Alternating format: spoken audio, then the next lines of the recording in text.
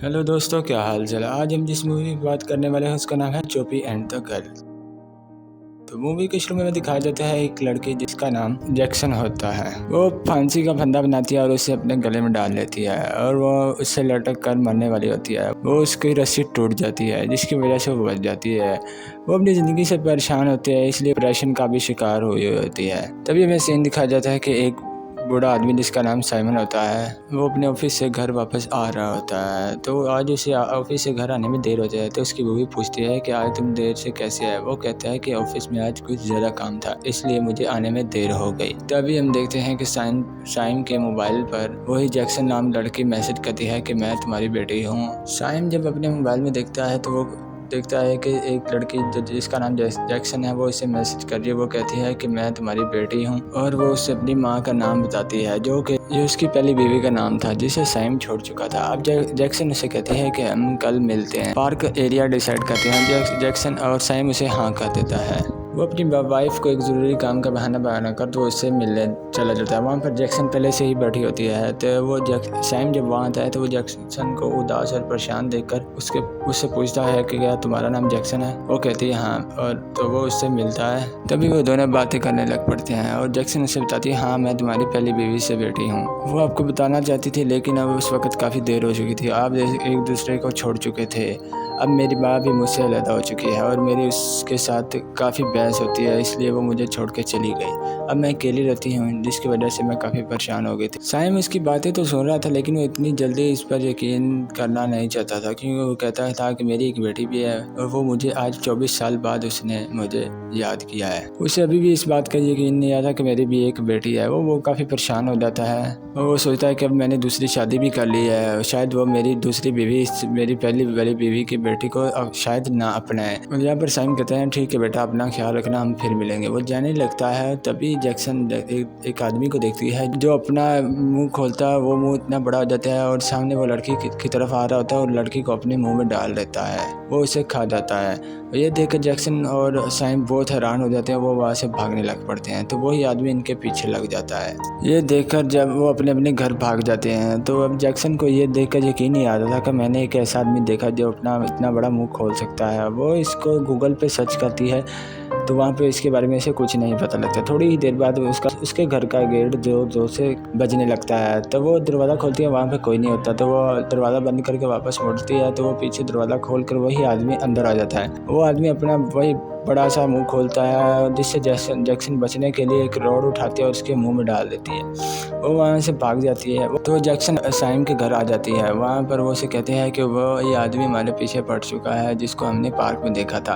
अभी वो साइम से बात कर रही होती है कि उसकी बीवी आके देखती है कि शायद साइम ये किसी लड़की से बात कर रहा है। वो सोचती है इन दोनों के बीच कुछ चल रहा था। लेकिन वहाँ पे जैक्सन साइम की दूसरी बीवी से कहती है आंटी जी कि ये मेरे डैड हैं। ये सुनकर साइम की बीवी काफ़ी परेशान हो जाती है। इतने में ही उनको आहट महसूस होती है कि और साइम की बीवी बाहर देखती है तो वो वही आदमी जो उनको पार्क में देखा था वो ही इनके घर की तरफ आ रहा होता है। यहाँ पर जैक्सन उनसे कहते हैं कि हमें यहाँ से भागना चाहिए, लेकिन साइम कहता है हम कहीं नहीं जाएंगे। यहाँ पे जैक्सन को गुस्सा आता है। वो एक नाइफ उठाती है, साइम भी नाइफ उठा लेता है। तो वो ये देखकर डर जाती है और उनकी बात मान लेते हैं।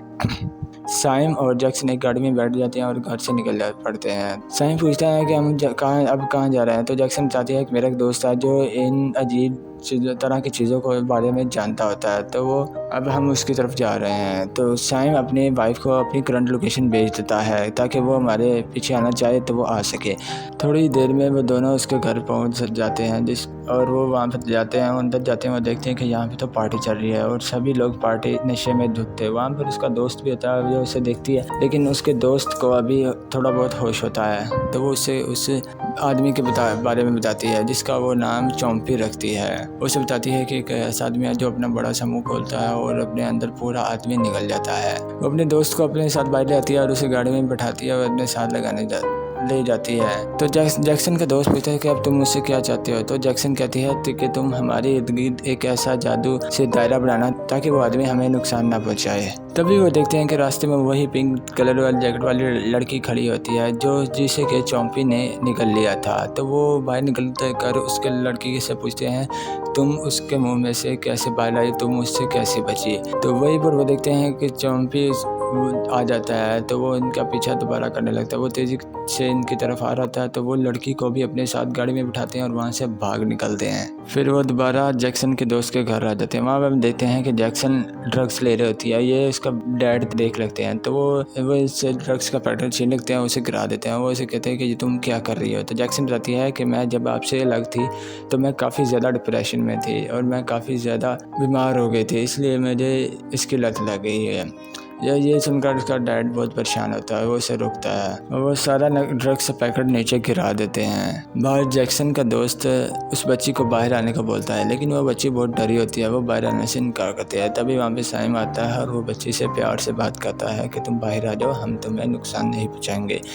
तभी वो बच्ची बाहर आ जाती है। तभी वहाँ पे जैक्सन को एक किताब मिलती है जिसमें दुनिया में अलग अलग टाइप के क्रिएचर और मॉन्स्टर के बारे में लिखा होता है। जब वो कमरे से बाहर आती है तो वो देखती है कि सैम ज़मीन पर लेटा हुआ है और वही लड़की उसके मुंह के ऊपर कुछ जादू कर रही है। जैक्सन ये देखकर काफ़ी डर जाती है और पिंक जैकेट वाली लड़की भी इसे देखकर भाग जाती है। फिर वो जल्दी से सैम के पास आती है और उसे उठाती है और सैम ठीक हो जाता है। सैम कहता है कि मुझे ऐसा लग रहा था कि जैसे कि मुझे काट रहा है और मुझे खाने की कोशिश कर रहा है।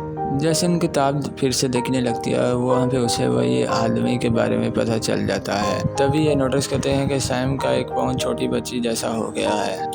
वो सैम देखकर ये हैरान और परेशान हो जाता है। वो परेशान, उसकी टेंशन बढ़ जाती है और ये जहाँ पे जैक्सन इसका यह हालत देखकर उसे अपनी बातों में उलझाने लगती है ताकि इसका ध्यान इसके पाँव से हट जाए। तभी सैम उसे कहते हैं कि मैंने अपनी बीवी को यहाँ पर कॉल करके बुला लिया है। जैक्सन बहुत ज़्यादा गुस्सा हो जाती है।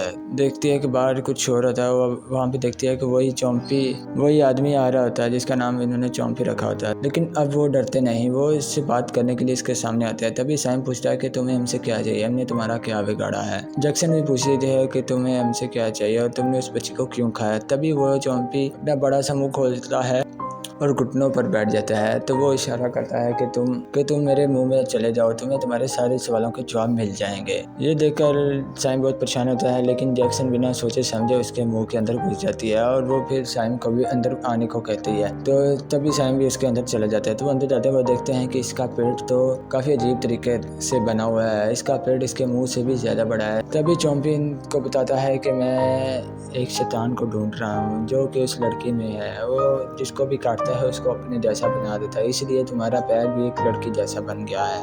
मैं किसी को नुकसान पहुंचाने के लिए उसे नहीं कहता है। तभी इतना बोलकर वो चौंपी इनको बाहर फेंक देता है। ये देखकर सैम और जैक्सन बहुत ज़्यादा खुश होती हैं कि चौंपी ने हमें नुकसान नहीं पहुंचाया। तभी सैम की बीवी गाड़ी पर आ रही होती है। उसका ध्यान नक्शे पर होता है तो वो आगे ड्राइव की तरफ ध्यान नहीं देती। तभी वो चौंपी उसकी गाड़ी के नीचे आ जाता है और उसका काफ़ी बुरा एक्सीडेंट होता है जिसकी वजह से वो चौंपी मर जाता है। चौंपी का मुँह खुला के खुला ही रह जाता है। वो मरने की वजह से अपने असली हालत में नहीं आता। तभी वो जैक्सन वहाँ पर आती है और रोने लगती है कि चौंपी हमें बचाना चाह रहा था, ये हमें मारना नहीं चाह रहा था। उसे काफ़ी दुख होता है और वो उसे वहाँ से उठाकर अपनी गाड़ी में डाल देते हैं। वो तीनों एक होटल में आते हैं कुछ खाने के लिए। तभी वहाँ जैक्सन अपने डैड सैम से कहते हैं कि तुम अपनी वाइफ से डरते हो क्या, तुम इसके गुलाम बने हुए। और ये बात सुनकर सैम को काफ़ी बुरा लगता है और वो कहता है कि इस वक्त ये बात करने का टाइम नहीं है। हमें इस बच्ची को ढूंढना चाहिए, उससे प्यार से बात करनी चाहिए, उसे समझाना चाहिए कि वो कितना गलत कर रही है। तभी जैक्सन कहते हैं क्या आपको लगता है कि वो हमारी प्यार से बात मानेगी?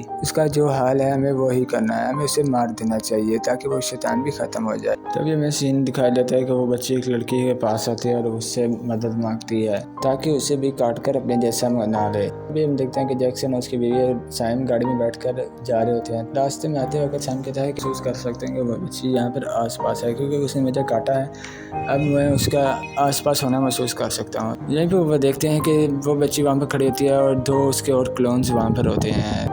तभी वहाँ पर इसमें से एक बच्ची को पकड़ लेती है और उसके डिग्गी में डालने की कोशिश कर रही होती है। तो वहाँ पर एक शख्स आ जाता है जो कि ये सोच रहा है कि ये शायद इस बच्ची को किडनैप कर रहे होते हैं। वहाँ पर जैक्सन को गुस्सा आता है। वो शख्स पुलिस को कॉल करने ही वाला होता है कि वहाँ पर जैक्सन को गुस्सा आता है। वो उस आदमी को मारने लग पड़ती है और उसके ऊपर चढ़ जाती है और उससे उसका फ़ोन भी छीन लेती है। ये देखकर आदमी काफ़ी ज़्यादा घबरा हो जाता है और वो वहाँ से भाग जाता है। फिर वो तीनों गाड़ी में बैठकर वहाँ से भाग जाते हैं। अब ये जैक्सन के घर आते हैं और बच्ची को गाड़ी से निकालकर घर के अंदर लेते हैं और उसे कुर्सी से बांध देते हैं। तभी जैक्सन अपने दोस्त को कॉल करती है और कहती है कि तुम्हारे घर जो ज़ॉम्बी की लाश है उसे मेरे घर लेके आओ। तो वो इसके घर ले आते। इतनी देर में देखते हैं कि बच्ची के साथ जैसे जो क्लोन्स होते हैं वो भी इनके घर के आसपास आ जाते हैं। वो काफ़ी ज़्यादा होते हैं। वो इनके खिड़की और गेट डोर पे आ जाते हैं। वो उसे ज़ोर ज़ोर से बजाने लगते हैं। ये देखकर साइम से जैक्सन कहते हैं कि हमें इस लड़की को टॉर्चर करना चाहिए। शायद इनका टॉर्चर करने से बाहर जो इसके क्लोन्स है वो रुक जाएं और वो उनको भी दर्द हो। लेकिन साइम ऐसा करने से रुकता है। बाहर बहुत सारे क्लोन्स धीरे धीरे घर के पास आ रहे थे। तभी वह जैक्सन का दोस्त आ जाता है। वो कहता है कि मैं गाड़ी से बाहर कैसे निकलूँ। वो कहता है कि मेरी चारों तरफ उस बच्ची के क्लोन्स घूम रहे हैं। अगर मैं बाहर निकलूंगा तो वो मुझे नुकसान पहुंचाएंगे। तभी वो अपने दोस्त कहती है कि तुम एक जादुई दायरा बनाओ ताकि ये हमें नुकसान ना पहुंचा सके। तभी उसका दोस्त कहता है कि मुझे कुछ जादुई दायरा बनाना नहीं है, तो मैं कुछ जादू का थोड़ी हूँ जो इसको काबू करूँ। अंदर साइम देखता है कि उसकी बीवी को एक क्लोन ने पकड़ रखा है। तो वो उसे बचाने के लिए उसका झपट पड़ता है और वो इसको धक्का देता है और उसे गिरा देता है। वो अपनी बीवी को किसी भी तरीके से बचा लेता है। अब जैक्सन घर से बाहर वो सभी क्लोन्स को धक्का मारकर साइड पे करती रहती है। वहाँ पर तभी जैक्सन एक क्लोन्स को उठाती है, उसे चॉम्पी के मुंह में डाल देती है। तभी उसके पीछे दूसरा क्लोन आके जैक्सन को भी धक्का देता है। वो भी इसके चॉम्पी के मुंह में घिस जाती है। तभी हम देखते हैं कि साइम अपनी बीवी के साथ बैठा होता है। वो देखता है कि उसकी वाइफ का हाथ भी एक छोटी बच्ची जैसा बन गया है, जिस वजह से दोनों काफ़ी परेशान हो जाते हैं। ऊपर से क्लोन उनके कमरे का दरवाज़ा जोर जोर से पीट रहे होते हैं। तभी जैक्सन और वो क्लोन चॉम्पी के पेट में होता है। जैक्सन इससे बात कर रही होती है कि तुम्हें ये क्या हो रहा है, तुम ऐसा क्यों कर रही हो। तभी वो बच्ची कहती है कि मैं किसी को नुकसान पहुंचाना नहीं चाहती। जो मेरे अंदर शैतान है यही सब कुछ कर रहा है और यही मेरे जैसी और बना रहा है। मैं किसी को नुकसान पहुंचाना नहीं चाहती। इसी ने मेरे बाप, मेरी मम्मी और मेरे डैड को मेरे जैसा बना दिया और भी काफ़ी लोगों को काटा है जो मेरे जैसे बन चुके। तभी वो कहते हैं कि वो मुझसे पर हावी ना हो जाए, तुम भी यहाँ से चले जाओ ताकि मैं तुम पर अटैक ना करूँ। लेकिन जैक्सन जाने से मना कर देती है।